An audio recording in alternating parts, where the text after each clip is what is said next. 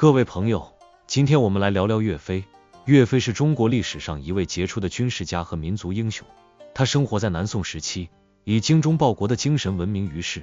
他的故事流传了将近1000年，激励着一代又一代的中国人。岳飞出生于一个普通的农家，自幼就展现出了过人的勇气和智慧。他从小就好武，特别喜欢练习武艺，还拜了名师学习兵法。他的母亲在他背上刺下了尽忠报国4个字，这不仅是一种家庭教育，更是一种激励，让岳飞从小就立志要为国家和民族贡献自己的力量。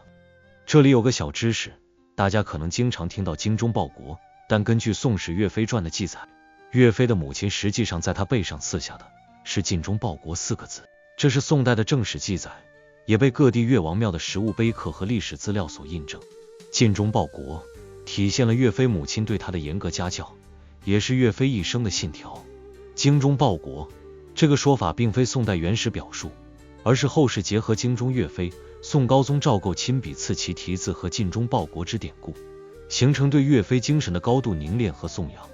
宋高宗曾手书精忠岳飞，后人为表达对岳飞更高层次的忠诚和爱国精神，将精忠报国与岳飞联系在一起，逐渐演变为成语和象征性表达。岳飞生活的时代正好是北宋灭亡、南宋初建的动荡时期，金兵多次南侵，南宋的江山岌岌可危。岳飞怀着一腔热血参加了抗金的战斗，他在战场上英勇善战，屡立战功。他带领的岳家军纪律严明，战斗力极强，被金兵称为岳家军。汉山易，汉岳家军难。这句话充分说明了岳家军的强大和岳飞的军事才能。岳飞最著名的战役之一是郾城大捷，在这场战役中，岳飞率领岳家军以少胜多，大败金兵，收复了大片失地。这场胜利不仅打击了金兵的嚣张气焰，也极大地鼓舞了南宋军民的抗金斗志。然而，正当岳飞准备乘胜追击，一举收复中原的时候，南宋朝廷内部的投降派却开始作祟。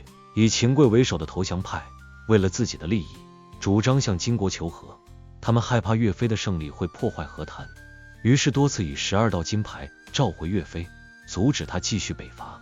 岳飞虽然对此感到痛心，但仍然服从命令，班师回朝。然而回朝后的岳飞却遭到了秦桧等人的陷害，被以莫须有的罪名关押。岳飞在狱中受尽折磨，但他始终没有屈服，没有承认自己并不存在的罪行。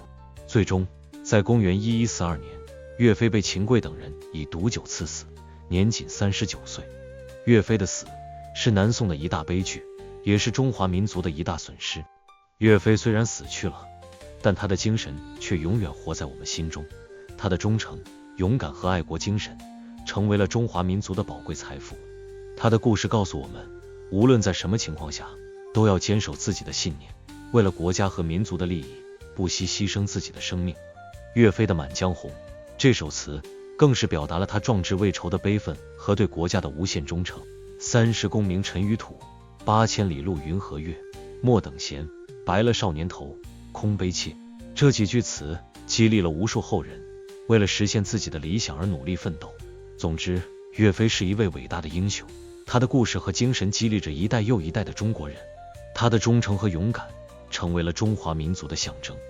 希望我们每个人都能从岳飞的故事中汲取力量，为了实现自己的梦想，为了国家的繁荣富强努力拼搏。